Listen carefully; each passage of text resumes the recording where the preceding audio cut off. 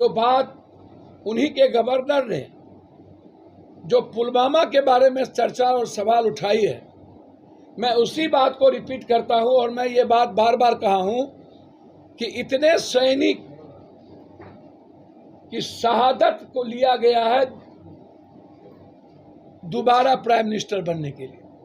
पुलवामा की घटना अब देश में यह सवाल खड़ा, मैं ये तो नहीं कहूँगा जो उनके गवर्नर जो थे उन्होंने कहा, मैं पुलवामा की घटना की जांच चंद्रचूड़ जी से सर्वोच्च न्यायालय के 5 सदस्यीय जज से करने की मांग करता हूँ। 5 सदस्यीय पुलवामा की घटना, देश में सैनिकों का बलि सिर्फ सत्ता के लिए चढ़ा दिया गया। अभी आतंकवादियों ने 4 सैनिक को मार करके कैंप से निकल गए और अभी तक आतंकवादी नहीं मिले, आतंकवादी फरार हो गए।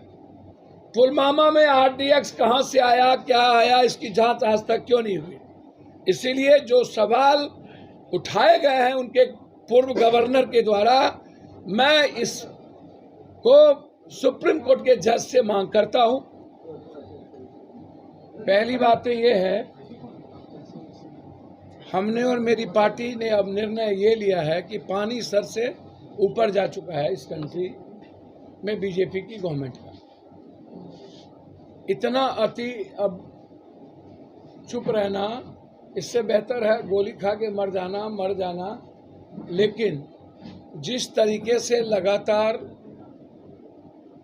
स्वायत्त संस्था को इस्तेमाल करके विपक्ष और लोकतंत्र की आवाज़ को ख़त्म किया जा रहा है और सीबीआई ईडी से डरा कर 2024 का चुनाव, कर्नाटक का चुनाव लड़ने की तैयारी की जा रही है, इसके लिए देश के सारे विपक्ष को गोलबंद होकर भारत बंद का निर्णय लेना चाहिए, या नहीं तो भारत सरकार की संस्थाओं जो रेलवे है या अन्य चीज़ें हैं उसको हमें रोकना चाहिए।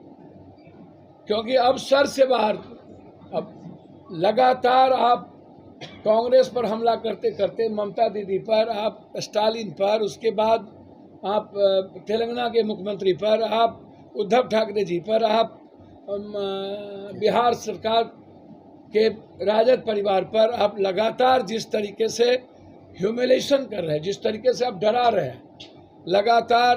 अब अरविंद केजरीवाल जी को, पहले आपने 2 मंत्री, अब अरविंद केजरीवाल जी को आप चैट दिखाते हैं, उसको आपने सीबीआई कल बुला ली है। अब मुझे लगता है कि अरविंद केजरीवाल जी क्या वैश्य नहीं है? यदि जैन वैश्य है, ओबीसी है, और यदि वो क्रिकेट वाला कौन जो भाग गया सट्टा बाजार, ललित मोदी यदि वैश्य है, तो अरविंद केजरीवाल जी भी ओबीसी है, वो भी वैश्य है। तो नरेंद्र मोदी जी को, अमित शाह जी को वैश्य पद क्यों नहीं रहा है? अरविंद केजरीवाल ने घोटाला किया या नहीं किया, उनके मंत्री जेल गए। अरविंद केजरीवाल काम तो ठीक ठाक कर ही रहे हैं। और अब सबसे बड़ी बात है कि आज़ाद हिंदुस्तान के बाद दिल्ली का 7 लोकसभा जिस दल के साथ रहता है, देश का पीएम वही बनता है। अब इसकी छटपटाहट ये है कि अरविंद केजरीवाल, राहुल गांधी एक हो गए तो एक भी सीट हम नहीं जीतेंगे। तो पहले अरविंद केजरीवाल को बड़ी फंसा लो। हम और हमारी पार्टी अरविंद केजरीवाल को राहुल गांधी जी के बाद, और राहुल गांधी जी के घर को जिस तरीके से इन्होंने खाली करवाने का प्रयास किया है, यह अनडेमोक्रेटिक है, यह डेमोक्रेसी इसकी इजाज़त नहीं देती है। इस तरीके से कोई भी संघीय व्यवस्था में संस्थाओं का, लोकसभा का इस्तेमाल का, चेयर की कुर्सी स्पीकर ने गलत इस्तेमाल किया है।